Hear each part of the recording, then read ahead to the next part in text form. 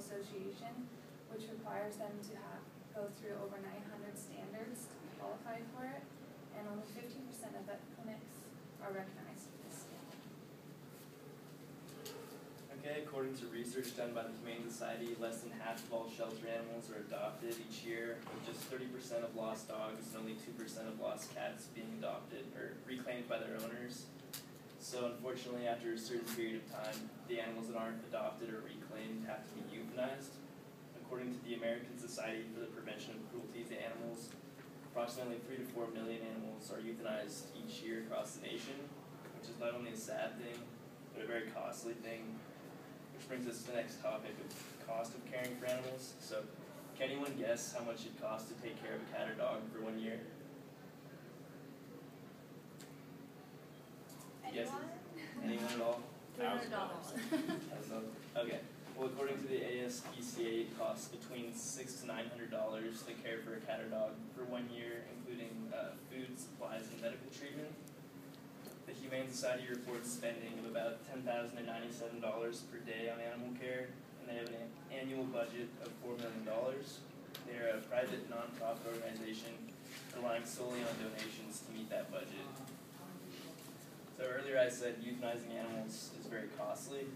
So while I couldn't find the number of animals that the Idaho Humane Society euthanizes, from the statistic earlier, there was 3 to 4 million animals being euthanized across the nation, and at the Humane Society here, the average cost is $55 to euthanize. So if you have 3 to 4 million animals being euthanized at an average cost of $55, then that's upwards of $165 million being spent on euthanization. So wouldn't it make more sense to pay a relatively lower cost to have your animals spayed and neutered instead? So at the Humane Society, it's $170 to spay a dog, $140 to neuter a dog, $88 to spay a cat, and $58 to neuter a cat. And as Brittany said, they offer discounts for low-income individuals for those services. The Humane Society has always been an advocate of animal protection. One of their core values is that their priority is the prevention of cruelty and the compassionate care and treatment of all animals. The Humane Society provides humane officers that respond to calls of animal cruelty. They remove deceased animals from public roadways. They protect the public from dangerous animals, and they enforce animal-related laws by issuing citations. In 2007, the Humane Society led the effort to make dogfighting a felony in Idaho. Some interesting things about that law is that obviously possessing a dog for the purposes of fighting it is illegal, but also anyone that's advertising or promoting dog fights is guilty of a felony. And anyone that's a spectator at a dog fight is guilty of a misdemeanor, which is punishable by up to 6 months in prison and a fine ranging from $100 to $5,000. Humane Society is continuing to make a difference in our community by continuing to push for better animal legislation in Idaho. Alright, so some of the community programs that the Humane Society puts on, these are some of them. First one I'm going to talk about is Sea Spot Walk, and it's an annual walk. It's a 1 mile walk through Ann Morrison Park. You take your family, your friends, and your dog, obviously. And it's just a ton of people out there going on a walk, kind of. There's just a $15 registration fee. You get a free t-shirt. I guess it's not free, but you get a t-shirt and a bandana for your dog. And it's a lot of fun. I've been going to it for a few years with my dog. And it's a lot of fun for not only me, but for her, because she's obviously out there with a ton of dogs. And all of the proceeds that come from that go to the Idaho Humane Society.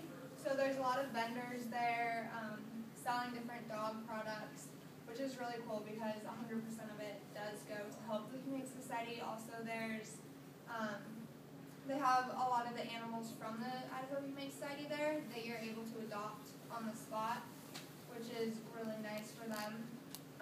Also, there's the Pet Food Pantry, and according to the Idaho Statesman, an article that was written, nearly 7,000 pounds of food is distributed and donated to families by the Pet Food Pantry.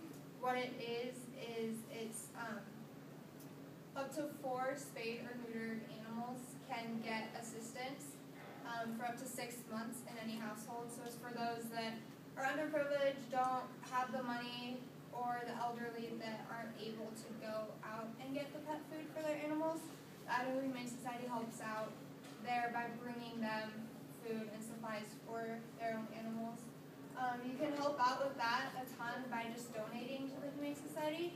They're always needing supplies, cat litter, dog food, anything like that. They'll be more than willing to take it. Also, they have the Inmate Dog Alliance. What it is a program that works with the Idaho Correctional Institution and the Idaho Humane Society. The inmates there receive a dog that they're able to take care of and train. A lot of the dogs that are taken into this program are really young ones, puppies that are just kind of crazy and don't have very much obedience. So they're taken there, the inmates kind of take them in, and they turn out really great. I actually was able to go there. I'm a volunteer for the Humane Society, and I actually took some of the dogs to the Inmate Dog Alliance, and it was really cool just to see the inmates get so excited that they finally have something like in their possession that they can take care of and that they can kind of make a difference for them. And then lastly is the Frisbee Fest. It's again an annual thing that actually Zamzos puts on. What it is it's just out in a park, and about 120 dogs and their owners go, and it's kind of just to see which dog can catch a Frisbee, like the biggest length and the best style. So they bring in judges from like across the nation and kind of make it into this big huge thing with music and like a barbecue and everything. And even though there's no like monetary prize at the end for the winner, it's just really cool to see kind of the bond between like your dog and the owner. So these are some of the community programs. There's a ton of ways that you can help out in the community, so nobody really has an excuse not to. Okay, now that you know a little bit more about the Idaho Humane Society, I'd like to encourage you all to donate either time or money if you can. And it's nice because there are actually a lot of different ways that you can help out. If you want to volunteer, you do have to complete an orientation class, and basically what you learn in that is how to handle the animals and those sorts of things. A few of us went to volunteer, and we weren't all able to complete the orientation class, but Brittany had done it, so we could just go with her. She mostly handled the animals, but we were able to take them out and play with them and pet them and let them run around. And it was really nice just to get them out of their kennels so they're not cooped up in there all day. And then once you do complete that orientation class, then you can go almost whenever you want for however long and however often. As Alex said, she donates and she goes about once a week, which is really great. If you want to take an animal home with you, you also have a couple different options. You can be a foster parent for animals, and Brittany has done that. If you have questions for her later that you want to ask.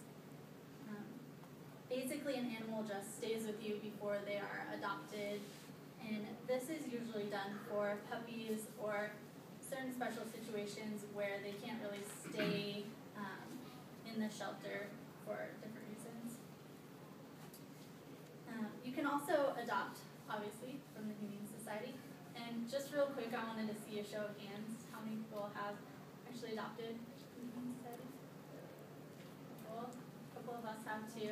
And for me, it was a really great experience. And there are a lot of advantages to adopting from Humane Society. If you, for some reason, can't keep an animal with you or have any pets, you can also donate to the pet food pantry like Alex talked about. And they collect supplies and distribute those to people who need, so that's a really great program. And lastly, you can also always just donate money. And it's money well spent. Obviously, it's a really great organization. They help out a lot of animals, and just have a really big impact on the community with all these programs that they put on.